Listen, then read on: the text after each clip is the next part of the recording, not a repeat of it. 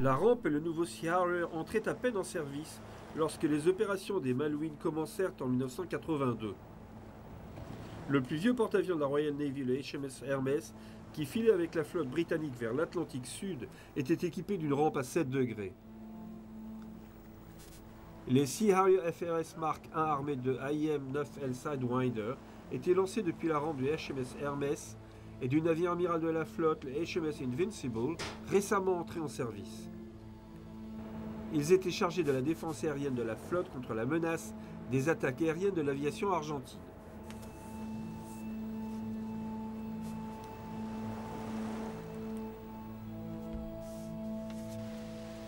« 20 Sea Harrier accompagnaient la Task Force, 12 opérés depuis l'Hermès et 8 depuis l'Invincible. Il fut renforcé plus tard par 8 appareils supplémentaires. Les A4 Skyhawk de l'aviation et de la marine argentine représentaient l'essentiel de la menace contre la flotte anglaise ancrée dans les eaux de San Carlos. Ils payèrent un lourd tribut. Les chasseurs d'assaut Mirage 3 et les Dagger, vétérans de l'aviation israélienne, étaient les avions de défense aérienne qui faisaient face aux Harrier. Mais ils étaient confrontés à la puissance de feu combinée des missiles Sidewinder des Sea Harrier et des missiles solaires Rapier positionnés au sol, qui ensemble détruisirent beaucoup d'avions argentins.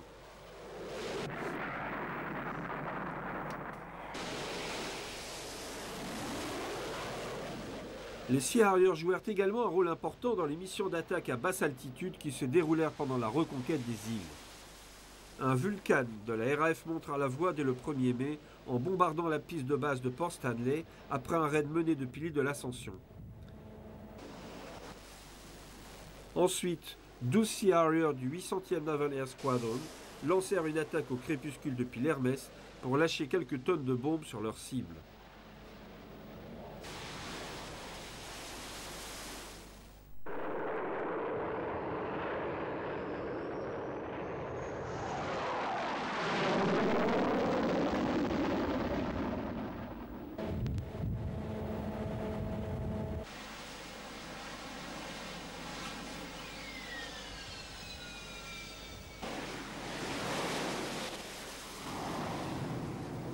Un peu plus tard, les Harrier GR Mark III de la RAF arrivèrent pour prendre à leur compte le rôle d'avion d'attaque en prenant à partie des cibles de Darwin à Goose Green avant d'employer leurs bombes à sous-munitions et leurs roquettes SNEB pour appuyer l'assaut mené contre Port Stanley.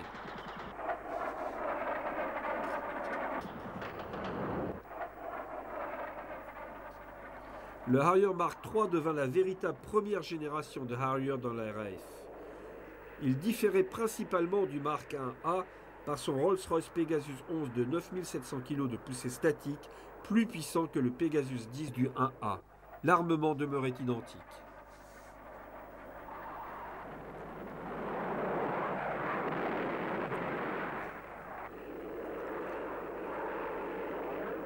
Les GR Mark III commencèrent à remplacer les Mark Ia dans les squadrons basés en Angleterre ou en Allemagne à partir de 1976, par des avions neufs sortis d'usine aussi bien que par des avions plus anciens reconvertis. C'est son nez particulier qui identifie le GR Mark III. Il contient le télémètre et marqueur de cible laser. L'énergie infrarouge envoyée puis réfléchie par la cible est récupérée par le détecteur qui génère des signaux dans le collimateur du pilote. Mais bien qu'ayant connu le succès au Malouine, les limitations de rayon d'action et d'armement du GR3 devinrent évidentes. Il y avait un besoin pour un Harrier plus gros, et c'est ainsi qu'arriva le Harrier GR Mark V.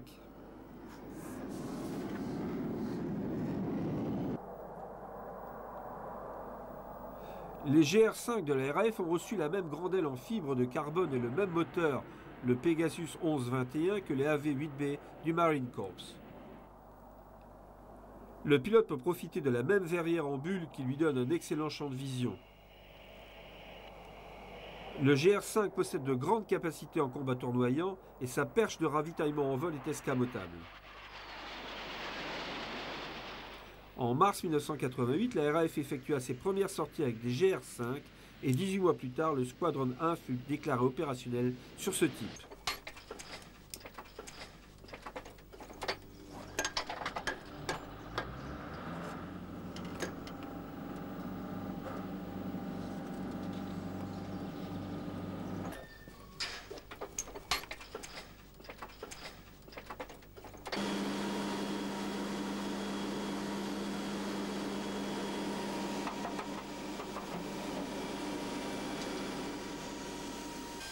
Les sites de dispersion sont utilisés de la même manière que pour les générations précédentes de Harrier.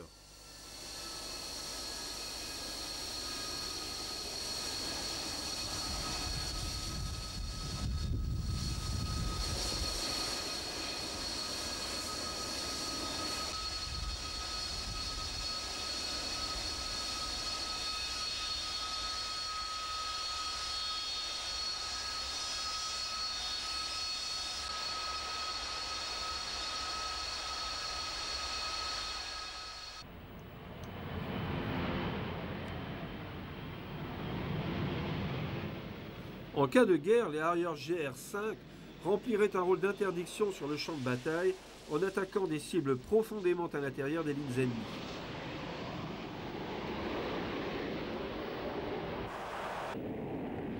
L'une de ses principales armes est le BL-755 à sous-munitions qui disperse des centaines de petites bombes.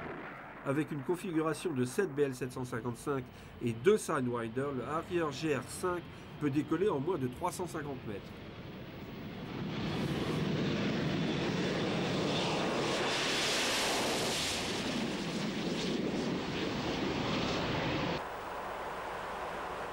Le GR5 est la version britannique des Harrier de la seconde génération. Son constructeur, British Aerospace, dont Hawker Siddeley constituait une partie, était devenu un partenaire du programme Harrier 6 ans après que les crédits aient été coupés. Effectivement, le GR5 avait des capacités multirôles avec une augmentation notable de l'autonomie par l'usage d'une perche de ravitaillement en vol escamotable. Les Harrier GR5 commencèrent leur déploiement annuel à Baderfast en Norvège pour l'entraînement au combat en milieu arctique. Le terrible relief norvégien permet aux Harrier de démontrer ses grandes capacités même en milieu extrême.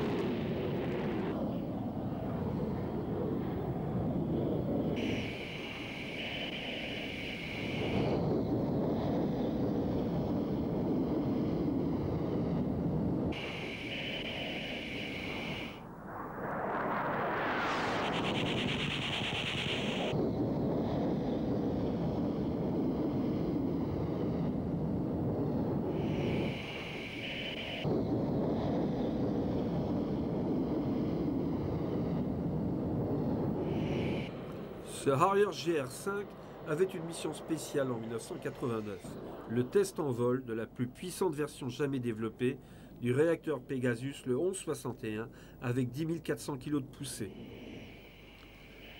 L'appareil participa à une série de records d'altitude chronométrés. L'étape suivante était de créer un Harrier d'attaque de nuit, muni du système de navigation infrarouge dirigé vers l'avant GEC, monté dans le nez, et relié à un collimateur tête haute grand angle de Smith Industries. Ceci donnait aux pilotes de Harrier 2 une grande visibilité en vol de nuit à basse altitude. Notez les indicateurs en forme de papillon sur l'écran du collimateur. Ce sont des indicateurs de chaleur. L'indicateur de situation de l'appareil est au centre de l'écran, aligné avec l'horizon.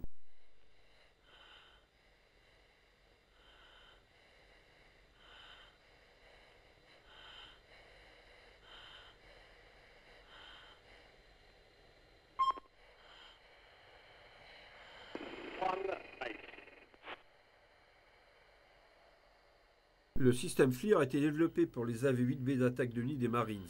À partir de 1990, tous les Harrier de la RAF ont commencé à recevoir le même système et c'est ce qui distingue le Harrier GR Mark 7.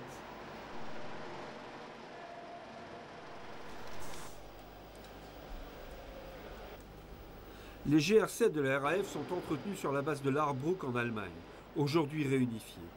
Les 96 Harrier monoplaces de seconde génération de la RAF ont aujourd'hui été convertis ou construits au standard pour l'attaque de nuit.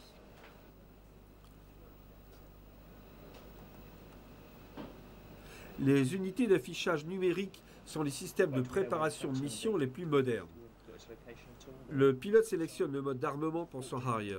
Jusqu'en 1993, les pilotes de Harrier Force des deux escadrons de Laarbruch, les squadrons 3 et 4, effectuaient ces procédures en temps de paix seulement. À partir d'avril 1993, ils l'ont fait pour de vrai.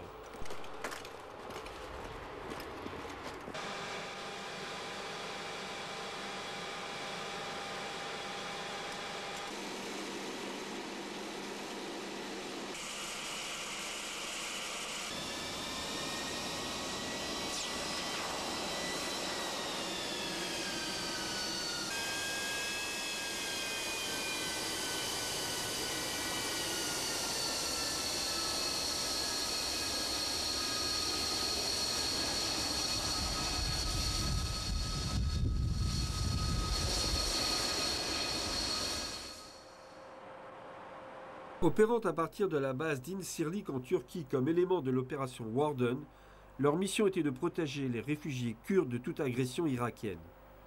Les GR-7 ont effectué de très nombreuses missions de reconnaissance au-dessus du nord de l'Irak, souvent sous la menace réelle des missiles solaires irakiens. En août 1995, le Squadron 4 était déployé en action à partir de la base de Gioia del Colle en Italie. Un mois plus tard, il menait des missions d'interdiction aérienne contre les Serbes de Bosnie au cours de l'opération de l'OTAN Deliberate Force.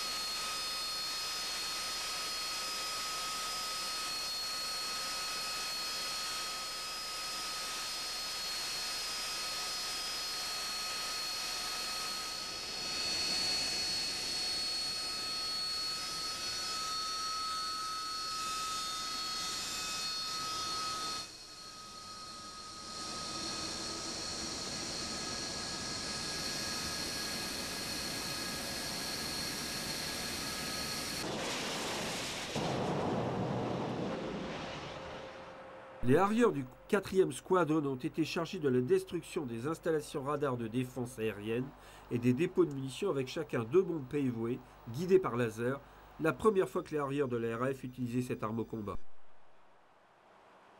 Le ravitaillement en vol s'est effectué auprès des ravitailleurs VC-10.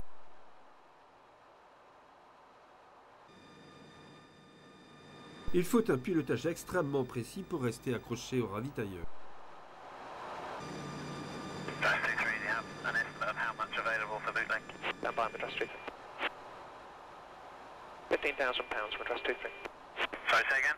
£15,000, Madras 23. Roger.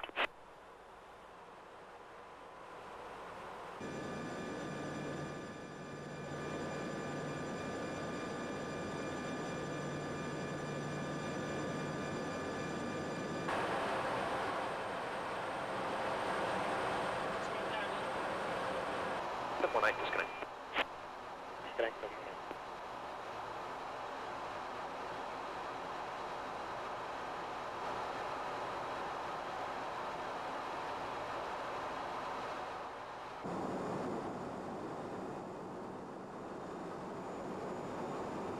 Après avoir refait les pleins, les Harriers mènent leurs attaques puis décrochent en tirant des flares pour se protéger. 3000. Pendant l'opération Deliberate Force, ils ont largué 48 bombes guidées laser, détruisant 85% de leurs cibles. Bien que n'ayant pas été appelés pour effectuer des missions de combat RR, les GR-7 possèdent de bonnes performances en combat tournoyant avec l'emploi des missiles AIM-9L Sidewinder. Ici, un pilote de GR-7 engage une cible radio-guidée avec un Sidewinder au-dessus d'un champ de tir. 4,500. Firing. Firing. Now. Slow away. Flash observed.